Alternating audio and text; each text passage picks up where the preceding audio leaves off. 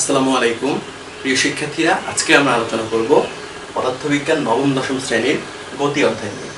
আজকে আমাদের আলোচনার বিষয়বস্তু থাকবে গতি ও স্থিতি, পরম আপেক্ষিক গতি, সরণ ও দূরত্ব এবং সরণ ও দূরত্ব বিষয়ক বিভিন্ন গাণিতিক সমস্যা ও তার সমাধান নিয়ে। পদার্থবিজ্ঞান বিষয়ে অনেক এরকম সমস্যা থাকে যে তারা থিওরি ভালো বুঝলেও গাণিতিক সমস্যা সমাধানে তাদের বিভিন্ন রকম ঝামেলা পোহাতে হয়। তো আজকে আমরা দেখব কিভাবে গাণিতিক সমস্যাগুলো স্টেপ বাই স্টেপ ফলো করতে হয় এবং এভাবে গাণিতিক সমস্যাগুলো সমাধান করতে হয়। তো আমরা শুরু করি। প্রথমে আমরা দেখি গতি কাকে বলে। গতি হলো সময়ের সাথে পারিপার্শ্বিকের সাপেক্ষে কোনো বস্তুর অবস্থান পরিবর্তন করাকে গতি বলে। এখন এখানে দুটি কথা ইম্পর্টেন্ট, সেটা হচ্ছে সময়ের সাথে এবং পারিপার্শ্বিকের সাপেক্ষে।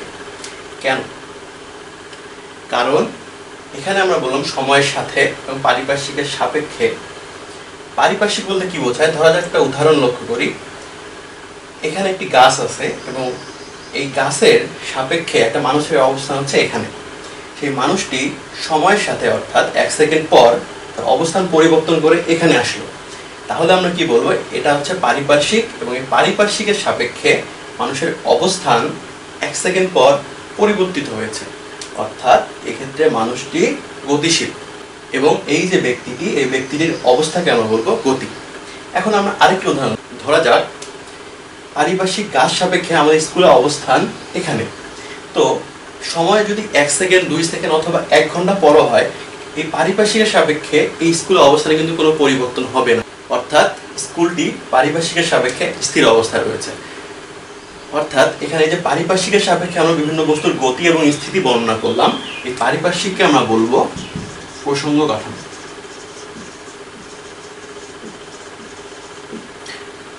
প্রসঙ্গ কাঠামো কাকে বলে? প্রসঙ্গ কাঠামো হলো যে দৃঢ় বস্তুর সাপেক্ষে কোনো বস্তুর গতি অথবা স্থিতি বর্ণনা করা হয়, সেই দৃঢ় বস্তুকে আমরা বলবো প্রসঙ্গ কাঠামো।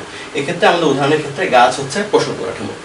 এখন আমরা দেখি পরম গতি ও আপেক্ষিক গতি। পরম গতি হলো যখন কোনো প্রসঙ্গ কাঠামো স্থির অবস্থায় থাকে এবং সেই স্থির অবস্থার সাপেক্ষে কোনো বস্তু প্রকৃতপক্ষে গতিশীল থাকে, তাহলে আমরা তাকে বলবো পরম গতি। উদাহরণস্বরূপ আমরা দেখি এই গাছের সাপেক্ষে ব্যক্তিটি গতিশীল, তো দুটি ভূপৃষ্ঠে রয়েছে, কিন্তু প্রকৃতপক্ষে আমাদের প্রসঙ্গ কাঠামোই গাছটি স্থির নয়। কারণ গাছ যেহেতু ভূপৃষ্ঠে রয়েছে এবং পৃথিবী প্রতিনিয়ত সূর্যের চারদিকে ঘুরছে, তো গাছও পৃথিবীর সাথে প্রতিনিয়ত সূর্যের চারদিকে ঘুরছে, অর্থাৎ এক্ষেত্রে প্রসঙ্গ কাঠামো গতিশীল। গতিশীল প্রসঙ্গ কাঠামোর সাপেক্ষে কোনো বস্তুর গতিকে আমরা বলবো আপেক্ষিক গতি। তো এখান থেকে আমরা লিখতে পারি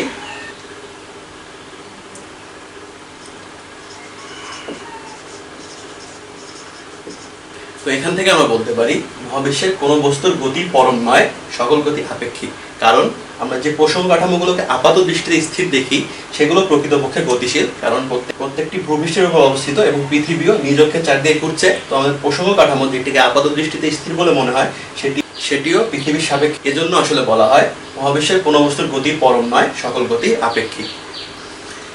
এখন আমরা আলোচনা করব আমাদের নেক্সট টপিক, অর্থাৎ সরণ এবং দূরত্ব নিয়ে। সরণ এবং দূরত্ব আপাত দৃষ্টিতে একই মনে হলেও এদের মধ্যে পার্থক্য রয়েছে। তো আমরা পার্থক্যগুলো দেখে নিই। সরণের প্রকৃতি হচ্ছে, সরণ হচ্ছে একটি ভেক্টর রাশি। আমরা জানি ভেক্টর রাশি হচ্ছে যে রাশিকে সম্পূর্ণভাবে প্রকাশ করার জন্য মান ও দিক উভয়ের প্রয়োজন হয়, তাকে ভেক্টর রাশি বলে। সুতরাং সরণকে প্রকাশ করতে গেলে শুধু মান হলেই হবে না, মানের সাথে দিকও প্রয়োজন। অর্থাৎ সরণকে প্রকাশের জন্য মান ও দিক উভয়েরই প্রয়োজন। দূরত্ব হচ্ছে একটি স্কেলার রাশি, অর্থাৎ যে রাশিকে প্রকাশ করার জন্য শুধু মানের প্রয়োজন, দিক প্রয়োজন নেই, তাকে বলবো স্কেলার রাশি, অর্থাৎ দূরত্ব হচ্ছে একটি স্কেলার রাশি। এখন আমরা দেখব সংজ্ঞা। সরণ হচ্ছে আদি অবস্থান থেকে শেষ অবস্থান পর্যন্ত সরলরৈখিক দূরত্ব। দূরত্ব হচ্ছে মোট অতিক্রান্ত পথ। এখন আমরা একটি উদাহরণের সাহায্যে ব্যাপারটা বোঝার চেষ্টা করি। ধরা যাক এ অবস্থান থেকে কোনো বস্তু বি বিন্দু এবং সি বিন্দু হয়ে ডি বিন্দুতে পৌঁছায়। এক্ষেত্রে দূরত্ব কত এবং সরণ কত? এক্ষেত্রে এ বস্তুটি এ বি, বি সি এবং সি ডি পথ অতিক্রম করেছে, অর্থাৎ এক্ষেত্রে মোট অতিক্রান্ত পথ হচ্ছে এ থেকে বি বিন্দু পর্যন্ত। অর্থাৎ এক্ষেত্রে আমাদের মোট অতিক্রান্ত পথ হবে মোট দূরত্ব, অর্থাৎ এক্ষেত্রে দূরত্ব হচ্ছে এ বি সি ডি। কিন্তু এক্ষেত্রে সরণ কত? সরণের সংজ্ঞা থেকে আমরা জানি আদি অবস্থান থেকে শেষ অবস্থান পর্যন্ত সরলরৈখিক দূরত্ব। এক্ষেত্রে আদি অবস্থান হচ্ছে এ বিন্দু এবং শেষ অবস্থান হচ্ছে ডি বিন্দু, অর্থাৎ এক্ষেত্রে সরণ হচ্ছে এ বিন্দু থেকে ডি বিন্দু পর্যন্ত যে সরলরৈখিক দূরত্ব, অর্থাৎ আমাদের সরণ হচ্ছে এ ডি। যেহেতু সরণটি ভেক্টর রাশি, একে ভেক্টর চিহ্ন দ্বারা প্রকাশ করা হয় এবং এক্ষেত্রে আমাদের সরণ হচ্ছে এ থেকে ডি পর্যন্ত এডি ভেক্টর। এখন আমরা দূরত্ব ও সরণ বিষয়ক বিভিন্ন উদাহরণ দেখব এবং উদাহরণের মাধ্যমে দূরত্ব ও সরণের যে পার্থক্য রয়েছে এবং বিভিন্ন গাণিতিক সমস্যা রয়েছে সেগুলো সমাধান করার চেষ্টা করব।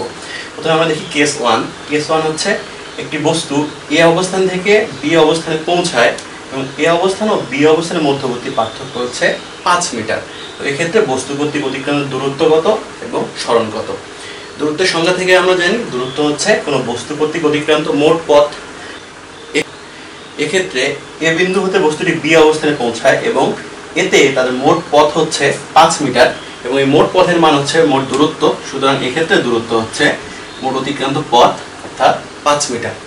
এখন আমরা দেখি সরণ কত। এখন আমরা দেখব সরণ কত। সরণের সংজ্ঞা থেকে আমরা জানি সরণ হচ্ছে আদি অবস্থান থেকে শেষ অবস্থান পর্যন্ত সরলরৈখিক দূরত্ব। এক্ষেত্রে যেহেতু বস্তুটি এ অবস্থান থেকে বি অবস্থানে পৌঁছায় এবং এটি সরলরৈখিক গতি, অর্থাৎ এ অবস্থান থেকে বি অবস্থানে পৌঁছানোর গতিটি একটি সরলরৈখিক গতি, তাই বস্তুর সরণ হবে এ বিন্দু থেকে বি বিন্দু পর্যন্ত সরলরৈখিক যে দূরত্ব রয়েছে অর্থাৎ এবি ভেক্টর, এবং এবি ভেক্টরের মানকে আমরা প্রকাশ করি ভেক্টর চিহ্নের সাথে পরম মান চিহ্ন দ্বারা। অর্থাৎ এক্ষেত্রে সরণের মান হচ্ছে 5 মিটার। অর্থাৎ এই উদাহরণের ক্ষেত্রে আমরা দেখলাম দূরত্ব এবং সরণের মান একই। এখন আমরা আলোচনা করবো আরেকটি উদাহরণ নিয়ে, সেটি হচ্ছে কেস 2। কেস 2 হচ্ছে এরকম: এ অবস্থান থেকে একটি বস্তু যাত্রা শুরু করে বি বিন্দুতে পৌঁছায় এবং বি বিন্দু থেকে পুনরায় যাত্রা শুরু করে সি বিন্দুতে পৌঁছায়। অর্থাৎ এক্ষেত্রে বস্তুটি প্রথমে এ বি পথে এবং পরে বিসি পথে সি বিন্দুতে পৌঁছায়। তো এই ক্ষেত্রে আমার দূরত্ব কত এবং সরণ কত? দূরত্ব সমান আমরা জানি মোট অতিক্রান্ত পথ। এক্ষেত্রে বস্তুটি এবি এবং বিসি এ দুটো পথ অতিক্রম করেছে এবং এবি পথের পার্থক্য হচ্ছে 3 মিটার এবং বিসি পথের পথ পার্থক্য হচ্ছে 4 মিটার। অর্থাৎ এক্ষেত্রে দূরত্ব হবে মোট অতিক্রান্ত পথ এবি প্লাস বিসি। এখানে দূরত্বের মান হবে এবি এর মান দেওয়া আছে 3 মিটার এবং বিসি এর মান হচ্ছে 4 মিটার। অর্থাৎ এক্ষেত্রে আমাদের মোট দূরত্ব হবে 7 মিটার। এখন আমরা দেখব সরণ কত। যেহেতু বস্তুটি আদি অবস্থান ছিল এ বিন্দুতে এবং বস্তুটির শেষ অবস্থান ছিল সি বিন্দুতে, তাহলে সরণের সংজ্ঞা থেকে আমরা জানি সরণ হচ্ছে আদি থেকে শেষ অবস্থান পর্যন্ত যে সরলরৈখিক দূরত্ব সেটি হবে আমাদের সরণ। এক্ষেত্রে আদি অবস্থান ছিল এ বিন্দুতে এবং শেষ অবস্থান ছিল সি বিন্দুতে, তো আমাদের সরণ হবে এ সি ভেক্টর। আদি অবস্থান থেকে শেষ অবস্থানের দিকে হবে সরণের দিক এবং সরণের মান হবে এসি ভেক্টরের সাথে আমরা পরম মান দ্বারা প্রকাশ করব। আমরা লক্ষ্য করি ত্রিভুজ এ বি সি একটি সমকোণী ত্রিভুজ, কারণ এর বি কোণটি 90 ডিগ্রি এবং এসি হচ্ছে ওই সমকোণী ত্রিভুজের অতিভুজ।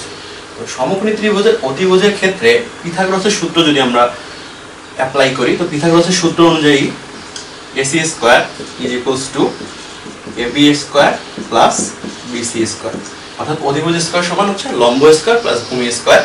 তো এই ক্ষেত্রে আমার এবি এর মানটা দেওয়া আছে, এবি হচ্ছে 3 স্কয়ার প্লাস বিসি হচ্ছে 4 স্কয়ার সমান 9 প্লাস 16 ইজ ইকুয়ালস টু 25। সুতরাং আমাদের সরণ এসি এর মান হবে √25 ইকুয়ালস টু 5 মিটার। অর্থাৎ এই ক্ষেত্রে আমাদের দূরত্ব 7 মিটার হলেও সরণ কিন্তু 5 মিটার। এখন আমরা আলোচনা করব আরেকটি উদাহরণ নিয়ে, সেটি হচ্ছে কেস 3। কেস 3 তে বলা আছে এ অবস্থান থেকে কোনো বস্তু যাত্রা শুরু করে ঘূর্ণন গতির ফলে বি অবস্থানে পৌঁছায়। এর ফলে এ বস্তুর অতিক্রান্ত দূরত্ব কত এবং সরণ কত? দেয়া আছে এ বস্তুটি যে বৃত্তপথে ঘোরে সেই বৃত্তপথের ব্যাসার্ধ হচ্ছে 5 মিটার। তো এক্ষেত্রে দূরত্বের সংজ্ঞা আমরা জানি দূরত্ব হচ্ছে মোট অতিক্রান্ত পথ। এক্ষেত্রে বস্তুটি এ বিন্দু থেকে যাত্রা করে মোট অতিক্রান্ত পথ অতিক্রম করে বি বিন্দুতে পৌঁছে। এক্ষেত্রে আমাদের বৃত্তচাপ এবি হবে মোট অতিক্রান্ত পথ, অর্থাৎ দূরত্ব হবে বৃত্তচাপ এবি এর সমান। এখন আমরা দেখব বৃত্তচাপ এবি এর মান কত। যেহেতু বৃত্তচাপ এবি একটি অর্ধবৃত্ত রচনা করে, অর্থাৎ বৃত্তচাপ এবি এর মান হবে, এবং অর্ধবৃত্ত মোট পরিধির অর্ধেকের সমান দূরত্ব অতিক্রম করে, অর্থাৎ y/r/2, অর্থাৎ আমরা মোট পরিধি। এক্ষেত্রে যদি বৃত্তটির মোট পরিধি আমরা পরিমাপ করতাম তাহলে পেতাম y/r। যেহেতু এবি অর্ধবৃত্ত, তা অর্ধবৃত্তের পরিমাপ হচ্ছে y/r/2 সমান পাই ইন্টু আর। পাই এর মান আমরা জানি 3.1416 ইন্টু 5। এই মানটি হবে আমাদের নির্ণেয় দূরত্ব। এখন আমরা দেখবো এক্ষেত্রে সরণ কত। সরণের সঙ্গে আমরা জানি সরণ হচ্ছে আদি অবস্থান থেকে শেষ অবস্থান পর্যন্ত ন্যূনতম সরলরৈখিক দূরত্ব। অর্থাৎ এক্ষেত্রে আদি অবস্থান এ এবং শেষ অবস্থান হচ্ছে বি। তো এ থেকে বি পর্যন্ত যে সরলরৈখিক দূরত্ব সেটাই হবে আমার সরণের মান। এক্ষেত্রে সরলরৈখিক দূরত্ব হচ্ছে এবি, সুতরাং আমার সরণ হচ্ছে এবি ভেক্টর। এবং এই এবি ভেক্টরের মান কত হবে? চিত্রে আমরা লক্ষ্য করি এবি ভেক্টরটি এই বৃত্তের একটি ব্যাস এবং ব্যাসের মান হবে 2 × r, অর্থাৎ ব্যাসার্ধের দ্বিগুণ। যেহেতু এক্ষেত্রে ব্যাসার্ধ হচ্ছে 5 মিটার, সেহেতু এক্ষেত্রে আমাদের ব্যাসের মান হবে 10 মিটার। অর্থাৎ এক্ষেত্রে বস্তুটি এ বিন্দু থেকে যাত্রা শুরু করে বি বিন্দুতে পৌঁছালে যে সরণ অতিক্রম করে তার মান হচ্ছে 10 মিটার। এখন আমরা আরেকটি উদাহরণ লক্ষ্য করব, সেটি হচ্ছে কেস 4। কেস 4 কিছুটা কেস 3 এর মতো। কেস 4 এ বলা আছে কোনো বস্তু এ অবস্থান থেকে যাত্রা শুরু করে পুনরায় ঘোরার ফলে আবার এই অবস্থানে পৌঁছায় এবং যে বৃত্তপথে সেটি ঘুরে, এই বৃত্তপথের ব্যাসার্ধ হচ্ছে 5 মিটার। তো এক্ষেত্রে বস্তুটি কর্তৃক অতিক্রান্ত মোট দূরত্ব কত এবং মোট সরণ কত? এক্ষেত্রে আমরা দূরত্ব সমান কি জানি? দূরত্ব হচ্ছে মোট অতিক্রান্ত পথ। যেহেতু এক্ষেত্রে বস্তুটি যে বিন্দুতে রয়েছে সেই বিন্দু থেকে যাত্রা শুরু করে পুনরায় আবার সেই বিন্দুতে পৌঁছায়, তো এক্ষেত্রে মোট অতিক্রান্ত পথ হচ্ছে পরিধি সমান। তো এক্ষেত্রে আমরা বৃত্তের পরিধি সমান কি জানি? পরিধি সমান হচ্ছে twice pi r = 2 × 3.1416 × r এর মান হচ্ছে 5।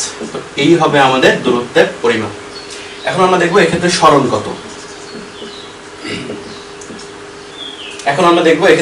কত।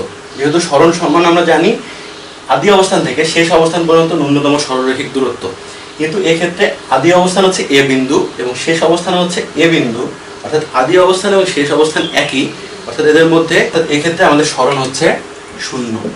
যেহেতু আদি অবস্থান এবং শেষ অবস্থান একই, তাই এক্ষেত্রে সরণ 0, অর্থাৎ এক্ষেত্রে দূরত্ব থাকলেও সরণের মান 0।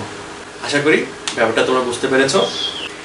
এখন আমরা আলোচনা করবো আমাদের কেস 5 নিয়ে। অর্থাৎ কেস 5 হচ্ছে এ বিন্দু থেকে কোনো বস্তু যাত্রা শুরু করে বি বিন্দু হয়ে যদি এই পথে সি বিন্দুতে পৌঁছায়, তো এক্ষেত্রে আমাদের মোট দূরত্ব কত এবং মোট সরণ কত? আমরা জানি দূরত্ব হচ্ছে মোট অতিক্রান্ত পথ। তো এক্ষেত্রে বস্তুটি কর্তৃক মোট অতিক্রান্ত পথ হচ্ছে বৃত্তচাপ এবি এবং বৃত্তচাপ বিসি। অর্থাৎ দূরত্ব = বৃত্তচাপ এবি প্লাস বৃত্তচাপ বিসি। এখন বৃত্তচাপ এবি সমান কত?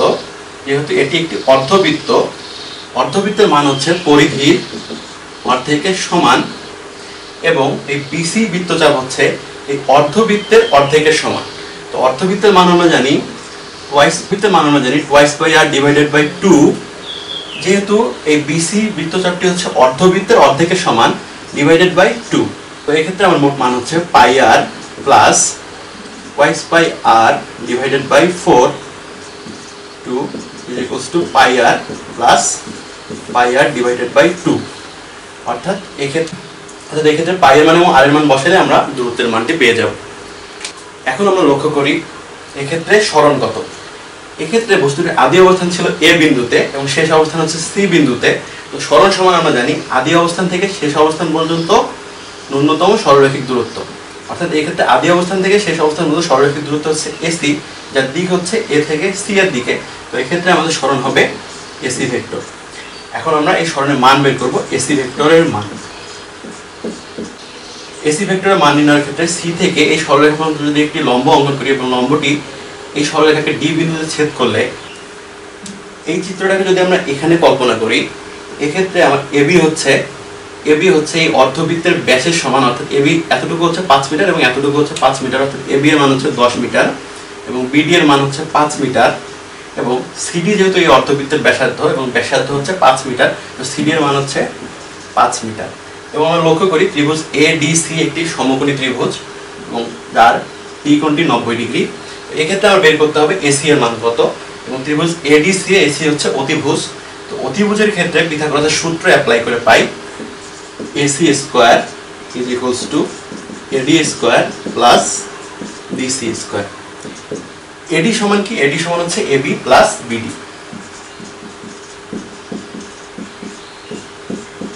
Plus BC square.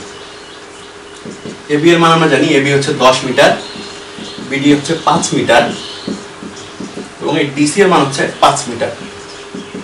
অর্থাৎ এই ক্ষেত্রে আমার মোট মান হচ্ছে 15 স্কয়ার প্লাস 5 স্কয়ার সমান 250। সুতরাং এক্ষেত্রে সরণ এসি এর মান হচ্ছে √250 একক বা মিটার। আশা করি এই প্রবলেমগুলো তোমরা বুঝতে পেরেছো। এই ছিল আমাদের বিভিন্ন গাণিতিক সমস্যার সমাধানের টাইপ ভিত্তিক প্রবলেম। এখন আমরা একটি বাড়ির কাজে চলে যাব। এতক্ষণ পর্যন্ত আমরা যে সব সমস্যা ও সমাধান আলোচনা করলাম, এই সমস্যা ও সমাধান যদি তোমরা বুঝে থাকো তাহলে তোমাদের জন্য এই বাড়ির কাজটি এরকম: কোনো বস্তু এ বিন্দু থেকে যাত্রা শুরু করে বি বিন্দুতে পৌঁছে, বি বিন্দু থেকে যাত্রা শুরু করে সি বিন্দুতে পৌঁছে এবং সি বিন্দু থেকে যাত্রা শুরু করে ডি বিন্দুতে পৌঁছে। তাহলে বস্তুটি এ অবস্থান থেকে ডি অবস্থানে পৌঁছানোর কালে এবি পথ হচ্ছে 5 মিটার, বিসি হচ্ছে 3 মিটার এবং সিডি হচ্ছে 2 মিটার। তো এক্ষেত্রে বস্তু কর্তৃক অতিক্রান্ত মোট দূরত্ব সমান কত এবং মোট সরণ সমান কত? এই প্রশ্নের উত্তরটি তোমরা বাসায় চেষ্টা করবে এবং এর উত্তরটি তোমরা কমেন্ট সেকশনে লেখার চেষ্টা করবে। তো গতি অধ্যায়ে সম্পর্কিত আরো যেসব সমস্যা ও সমাধান রয়েছে, বেগ, দ্রুতি, ত্বরণ এবং গতির বিভিন্ন গ্রাফ, এসব নিয়ে আমরা ধারাবাহিকভাবে বিভিন্ন লেকচারে আলোচনা করব। তো সেই পর্যন্ত তোমরা সবাই ভালো থাকো, সুস্থ থাকো। আসসালামু আলাইকুম।